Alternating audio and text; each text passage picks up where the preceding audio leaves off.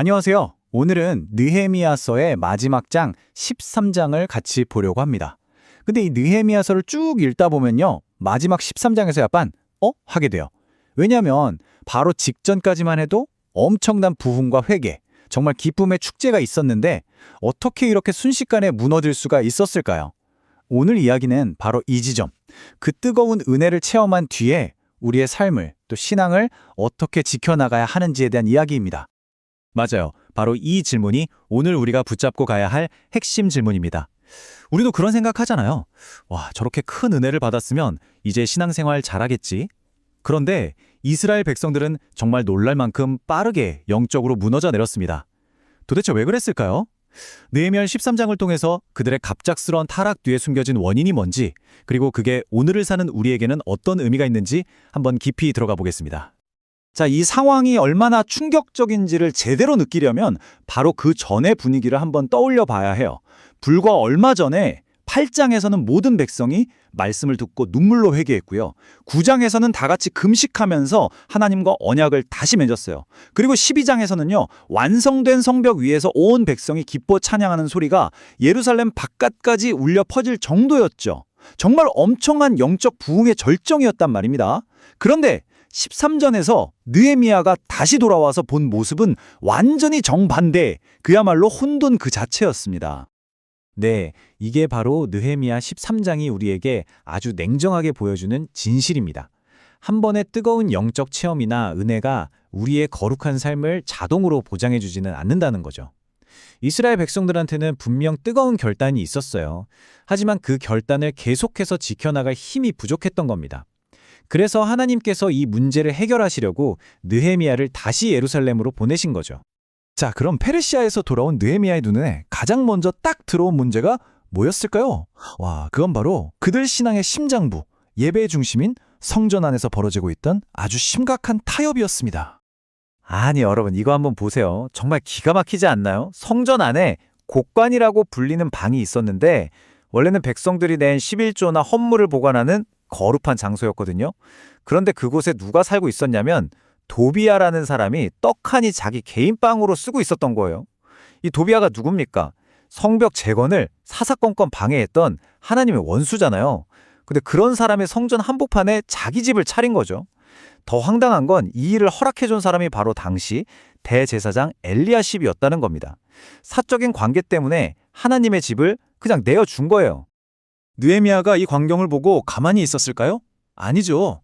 성경을 보면 심히 근심하여 라고 되어 있는데 이건 그냥 점잖게 걱정했다는 뜻이 아니에요. 정말 머리끝까지 화가 난 겁니다. 그래서 당장 달려가서 그 방에 있던 도비아의 살림살이를 전부 다 밖으로 내던져 버렸어요. 그리고 그 방을 다시 정결하게 해서 원래의 용도대로 회복시켰습니다. 여기서 우리가 붙잡아야 할 핵심은 이거예요.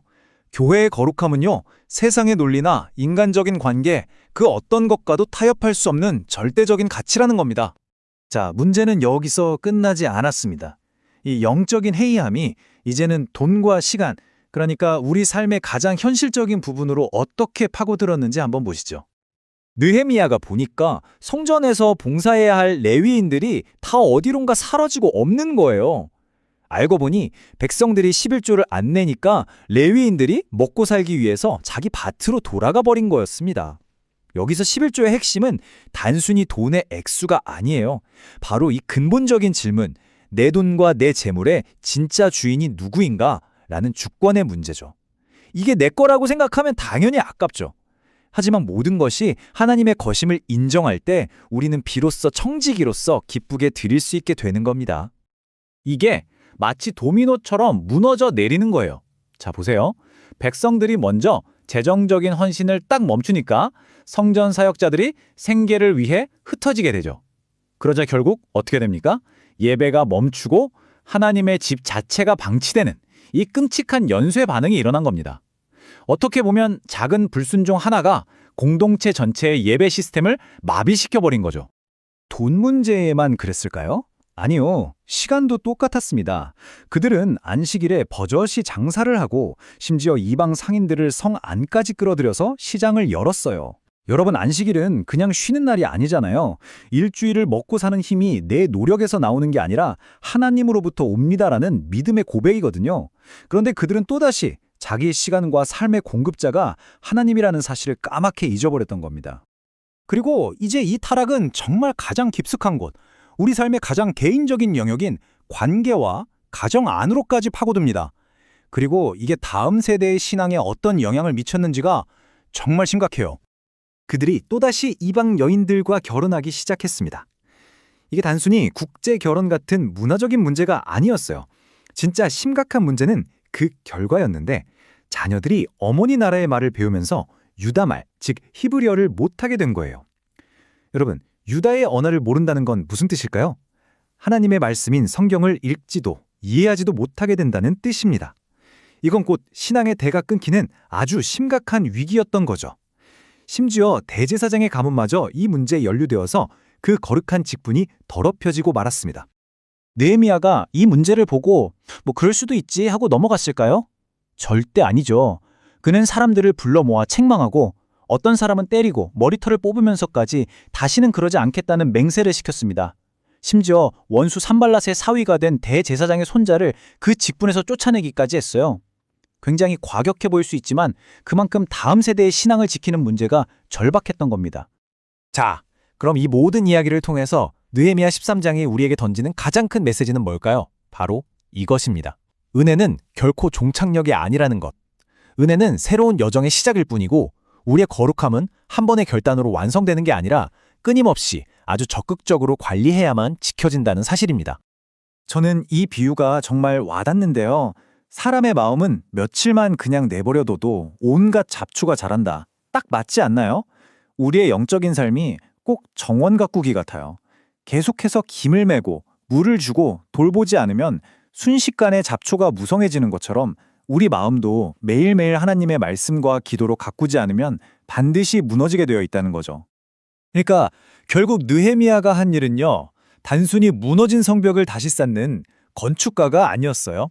그가 한 진짜 일은 은혜를 받았지만 또다시 무너져버린 하나님의 백성들, 그들의 삶을 하나님의 말씀으로 다시 세우는 영적인 개혁가였습니다. 진짜 교회는 벽돌로 지은 건물이 아니라 바로 이렇게 말씀으로 세워진 사람들의 삶이라는 걸 아주 선명하게 보여주는 거죠. 그래서 오늘 이 말씀은 마지막으로 바로 우리 각자에게 묻고 있습니다. 오늘 당신의 삶에서 개혁이 필요한 영역은 어디입니까? 혹시 세상의 논리와 타협하면서 교회의 거룩함을 무너뜨리고 있는 부분은 없나요? 내 재정과 시간의 주인이 하나님이라는 사실을 잊고 살지는 않습니까? 내 가정과 관계 속에서 또 나에게 맡겨진 직분 안에서 거룩함을 지키기 위해 치열하게 싸우고 있나요? 이 질문을 오늘 우리 마음 깊이 품고 다시 한번 말씀과 기도로 우리의 삶을 개혁해 나가는 저와 여러분이 되기를 간절히 바랍니다.